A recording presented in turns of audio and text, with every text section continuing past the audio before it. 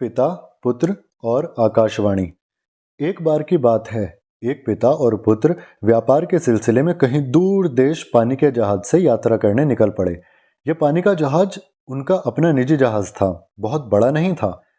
जहाज में दोनों पिता पुत्र ही थे।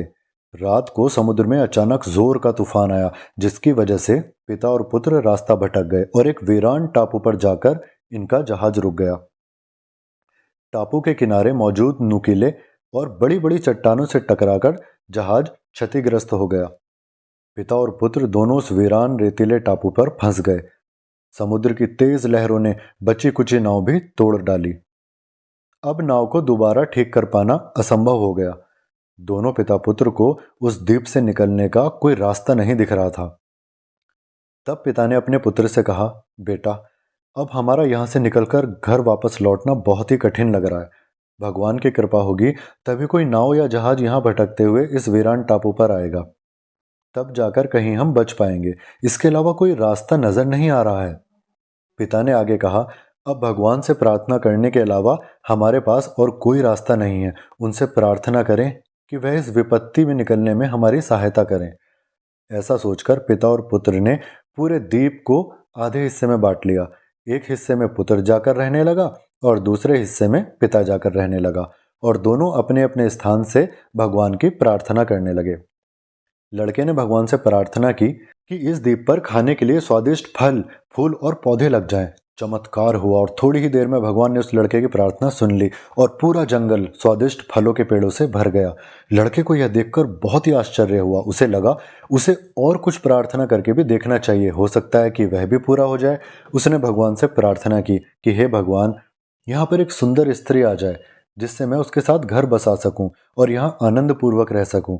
थोड़ी ही देर में वहां पर एक सुंदर स्त्री प्रकट हो गई और वह उस लड़के की सेवा करने लगी। कुछ दिन बीतने के बाद लड़के के मन में यकायक फिर ख्याल आया, क्यों ना मैं भगवान से कुछ और प्रार्थना करके देखूं, शायद वह भी पूरा हो जाए।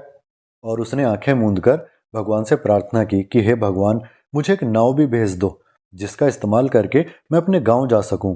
थोड़ी ही देर में एक नाव समुद्र के किनारे दिखने लगी। लड़का बहुत प्रसन्न हो गया और अपनी स्त्री को लेकर वह जहाज में चल गया और उस जहाज को गांव की दिशा में चलाने की कोशिश करने लगा।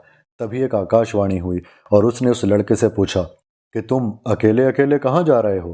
क्या तुम अपने पिता को साथ लेकर नहीं जाओगे? लड़के ने कहा, यह सब मेरी प्रार्थनाओं की वजह से हुआ है। पिता की कोई प्रार्थना को भगवान ने सुना ही नहीं।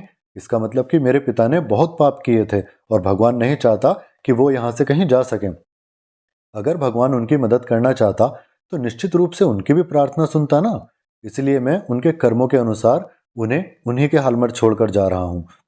आकाशवाणी ने कहा, क्या तुम्हें पता है तुम्हारे पिता ने क्या मांगा? लड़के ने कहा, नहीं, मुझे नहीं पता। तब आकाशवाणी ने कहा, तुम्हारे पिता ने प्रार्थना में सिर्फ इतना मांगा कि हे भगवान, मेरा पुत्र जो भी तुमसे मांगे उसे पूरा कर देना, उसे दुखी मत होने देना, और अगर प्राण छोड़ने की बारी आई तो उससे पहले मेरे प्राण ले लेना। आकाशवाणी ने आगे कहा, तुम्हें पता है तुम्हारी सभी प्रार्थना को सिर्फ इसलिए सुना गया क्योंकि तुम्हारे पिताजी ने भगवान से यह प्रार्थना मांगी थी, मेरा पुत्र जो भी मांगे वो उसे दे देना। इसलिए भगवान तुम्हारे पिता की प्रार्थना के अनुसार ही तुम्हारी प्रार्थना को स्वीकार कर रहा है। यह सुनकर उसके पुत्र को बहुत गिलानी हुई, उसे बहुत दुख हुआ। वह दौड़ते दौड़ते अपने पिता के पास गया और उसके चरणों में गिरकर रोने लगा। पिता का दिल तो पिता का ही होता है। पिता ने पुत्र को क्षमा कर दिया। पुत्र और पिता स्त्री के साथ अपने गांव को लौट आया और सुखपूर्वक जीवन व्यतीत करने लगा। यह हिंदी कहानी पिता और पुत्र पर आधारित कहानी है। आपको कहानी कैसी लगी प्लीज बताइएगा और प्लीज लाइक और सब्सक्राइब कीजिएगा। धन्यवाद।